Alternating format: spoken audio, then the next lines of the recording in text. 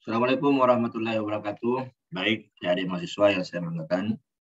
Kita bertemu pada pekan ketiga di materi keadaan geografi Nusantara atau Kepulauan Indonesia. Nah, di bagian awal ini kita akan memberi gambaran tentang kondisi Indonesia secara umum. Nanti sebentar kita lihat bagaimana Sulsel dan Makassar secara khusus, karena ya kita ini Universitas Hasanuddin kan berada di Sulsel, di kota Makassar. Nah, seperti materi sebelumnya juga ada CPMK yang kemudian harus dicapai setelah belajar materi ini. Kemudian ada juga indikator wilayah. Nah, kalau kita bicara letak geografi NKRI ini, kita berada di posisi silang dunia, ya. Bahwa kita secara geografi, saya pikir adik sudah hatam ini di mata pelajaran geografi dulu di SMP. Ada posisi silang kita 6 derajat lintang utara sampai 11 derajat lintang selatan, 95 derajat bujur timur sampai 141 derajat bujur timur. Nah, itulah sehingga kita berada di posisi silang dunia, yang mana posisi silang itu kan ada 2 benua, Asia, Australia, ada 2 samudra, Pasifik dan Samudra Hindia atau Samudra Indonesia. Nah, karena kita berada di daerah khatulistiwa, makanya iklimnya tropis. Jadi kita sebenarnya patut bersyukur ya sebagai sebuah bangsa ada di sebuah negara yang berada di khatulistiwa, karena ada juga negara yang berada di di kutub utara dan di kutub selatan, ada di daerah sedang utara, ada di sedang selatan, kemudian ada juga di daerah subtropis utara dan subtropis selatan. Kita ini tentu negara yang 12 jam siang kurang lebih ya, 12 jam juga malam. Ada matahari di siang hari, ada bintang rembulan di malam hari. Nah, musim kita juga tidak ekstrim amat ya. Tidak sama negara lain yang kadang cuacanya bisa panas, sepanas-panasnya membakar kulit. Kadang juga dingin sedingin-dinginnya, seperti mau meremukkan tulang-tulang. Nah, kita di Indonesia ini ya, kita punya 2 musim, walaupun sekarang juga sudah banyak kerusakan lingkungan menyebabkan musim itu kadang terjadi La Nina, terjadi El Nino, dan seterusnya. Nah, di musim hujan itu ada angin musim barat, itu kurang lebih Oktober-Maret ya. Kemudian angin musim timur menyebabkan musim kemarau, itu kurang lebih April sampai September. Tapi itu tadi saya katakan, kadang terjadi La Nina atau El Nino ya, kemarau berkepanjangan atau hujan berkepanjangan.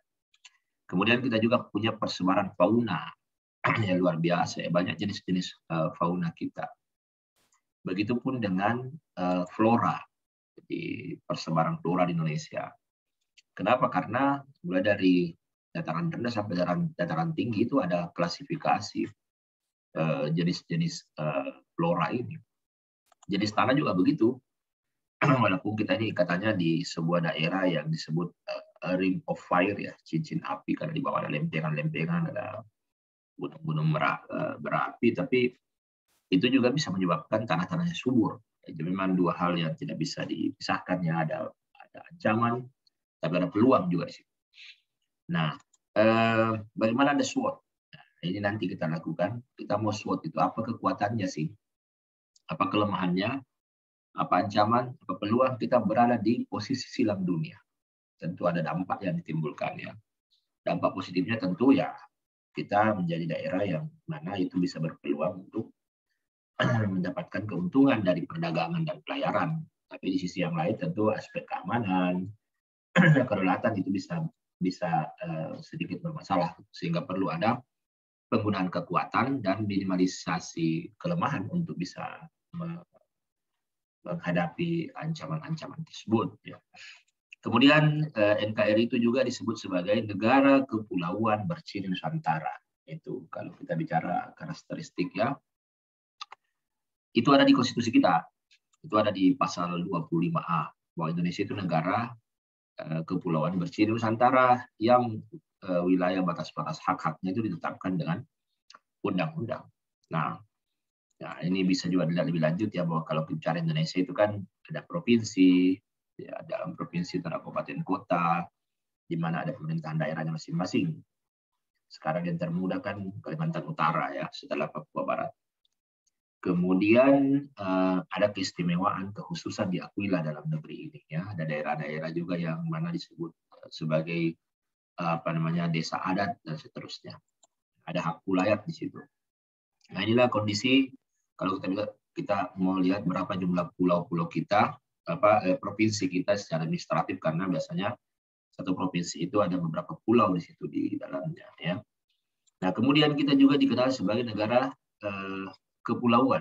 Jadi kepulauan itu berarti kita ini punya gugusan pulau-pulau, ada perairan di antaranya, angkasa di atasnya dengan unsur-unsur penghubung, merupakan satu kesatuan. Itu kurang lebih tadi definisi dari benua maritim Indonesia. Nah, kira-kira seperti ini.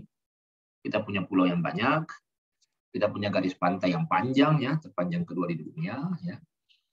Nah, ini potensi besar sebenarnya. Cuma masalahnya kan garam kita diimpor, tapi tentu ada perhitungan dari pemerintah mengenai kemaslahatannya di situ ya.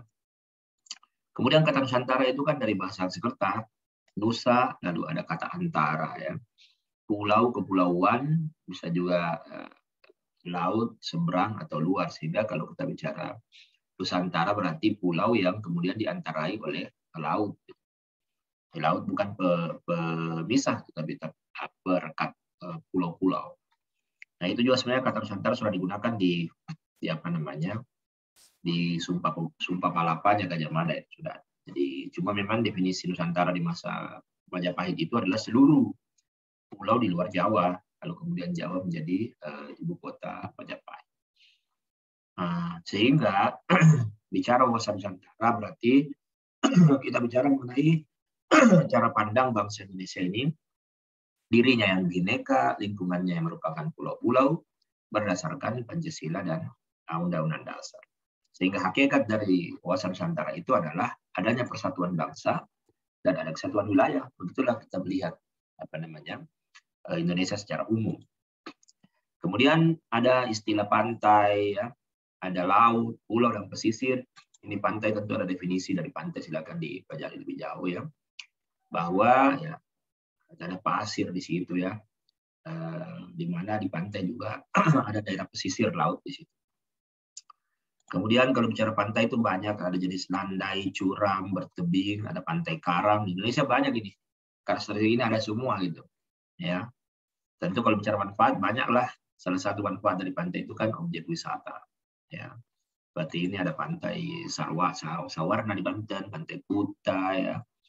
Ada pantai Wayak Raja Ampat, ada pantai Ora, ada pantai Gili Trawangan di Lombok gitu. Kemudian bicara perairan laut sebenarnya ada istilah-istilah terkait itu, ada laut, ada samudra, ada selat, ada teluk ya. Kita bisa lihat ini laut seperti Laut Jawa ya, Laut Flores, Laut Timur. Nah, kemudian zona laut itu ada litoral, Ritis, Batian, dan Abisal. Ini tentu memiliki sumber daya yang berbeda-beda. Ada tentu mangrove di zona ya masih dangkal ya, lalu ada padang lamu, lalu ada terumbu karang, lalu ada perikanan laut dalam.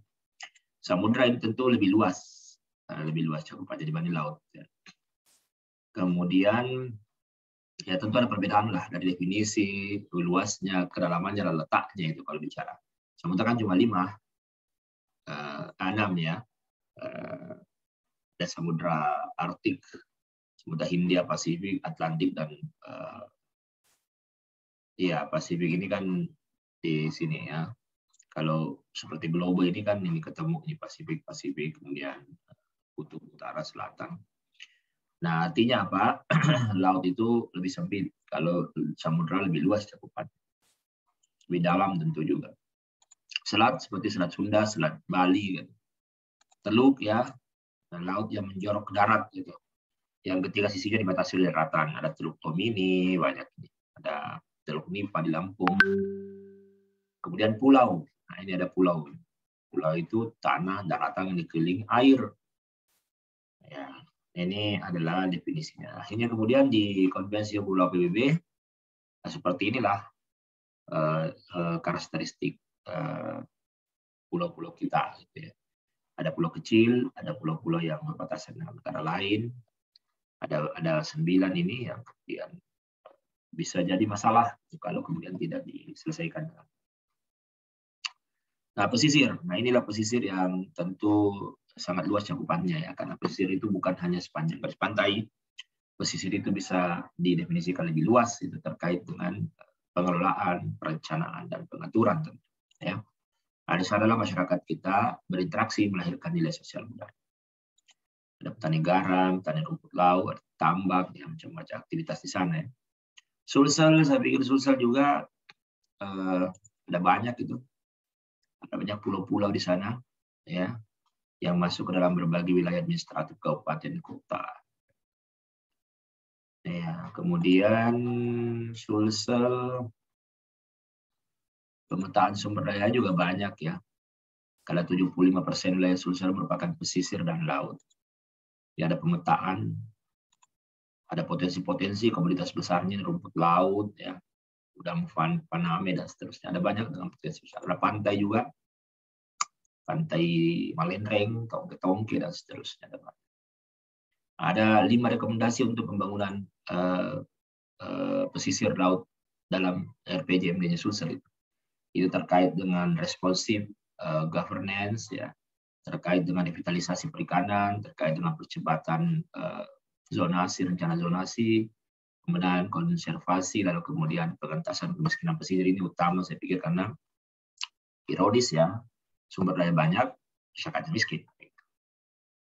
Kemudian Makassar juga begitu, saya pikir Makassar punya wilayah pesisir juga, ada reklamasi di sana yang sudah menjadi ikon ya. Kemudian ada pelabuhan, ada tempat pelelangan ikan, ya. Ada beberapa pulau, sebenarnya pulau-pulau satelit di sana, ada beberapa zona, ada zona 1, Kayangan, ada pulau-pulau yang lain. Nah, ini gambarnya kalau dari udara ya, kalau ada pernah ke sana. Oke, saya pikir itu gambaran secara umum ya.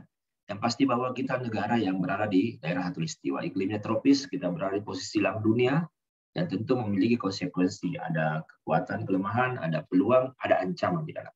Itulah nanti yang kita akan bahas bersama di perkuliahan kita. Oke, terima kasih. Assalamualaikum warahmatullahi wabarakatuh.